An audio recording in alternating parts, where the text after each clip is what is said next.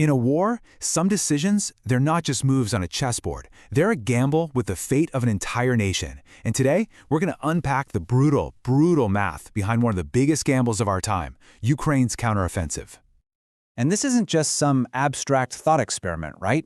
For military planners on the ground, this is a terrifyingly real equation they have to solve every single day. It kind of forces you to look past the simple story of good versus evil and see the conflict for what it is. A brutal, high-stakes gamble where every single potential victory has to be measured against a devastating potential loss. So to really get our heads around what's at stake here, let's treat this whole thing like a strategic equation. It's a process that military planners actually call strategic calculus. And by looking at the variables on both sides, the pros and the cons, we can start to get a real feel for the impossible choices Ukraine's leadership is facing every single day. Okay, so let's start with the pros column, the positive side of the ledger.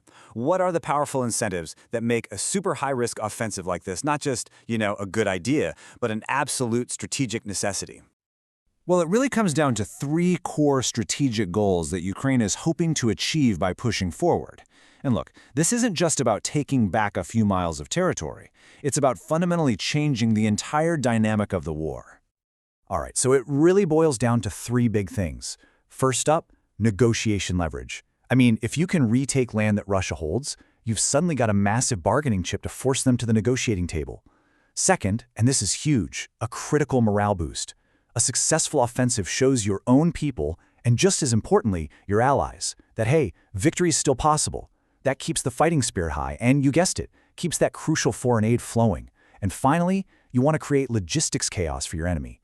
If you can cut their supply lines, you can basically starve their war machine of ammunition. And that's a weapon all on its own. But, and this is a huge but, every single one of those potential rewards has a corresponding risk. The costs on this side of the equation are just incredibly steep. This is where that calculus we've been talking about becomes absolutely agonizing. Yeah, attacking is almost always the most dangerous part of any war. So now, let's flip the coin and look at the three biggest dangers that planners have to weigh against those potential gains we just talked about. Okay, the first risk is just immense, losing your elite troops. And we're not just talking about any soldiers here. These are the most experienced, best-equipped units they have. Think of brigades like the 82nd or the 47th. These guys are incredibly hard, if not impossible, to replace. Then you've got the problem of Western anxiety. What if the offensive is too successful? It sounds crazy, right? But it could actually spook allies into restricting weapons because they're terrified of a nuclear response from Russia. And finally, launching a big attack creates thin defenses elsewhere.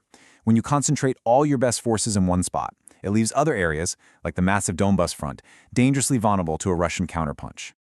And this right here, this lays that brutal calculus out for you side by side. Look at this. To get that negotiation leverage, you have to risk your absolute best, irreplaceable troops. For that crucial morale boost, you risk freaking out your allies. And to create that logistics chaos for Russia, you open yourself up to a potential defensive collapse somewhere else. So what's the big takeaway here? It's that there is no clean, easy win.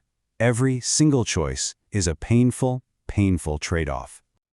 So, what's the final answer to our equation? What do? Well, the tough truth is, there might not be one. The path to anything that looks like victory is paved with these potentially catastrophic risks. There is no right answer here. There are only hard choices.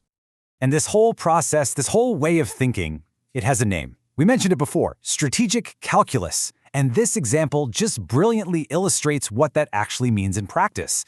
It's not just numbers on a spreadsheet. It is a gut-wrenching evaluation of lives, of territory, of the entire future of a nation. And it's all being done with incomplete information and under absolutely unimaginable pressure. At the end of the day, this is the reality on the ground. If you stand still, you slowly lose. But if you move forward, you risk everything in a single decisive moment. Every single meter of ground that's gained has to be paid for. And believe me, the bill is always terrifyingly high. It really is a choice between a bad option and an even worse one. And that really leaves us with one final, lingering question to think about. When you're faced with this kind of impossible strategic calculus, what is the actual goal? Is it to achieve total victory, no matter what the cost? Or is it something else? Is it simply to endure, to survive, and to make sure you avoid a truly catastrophic loss?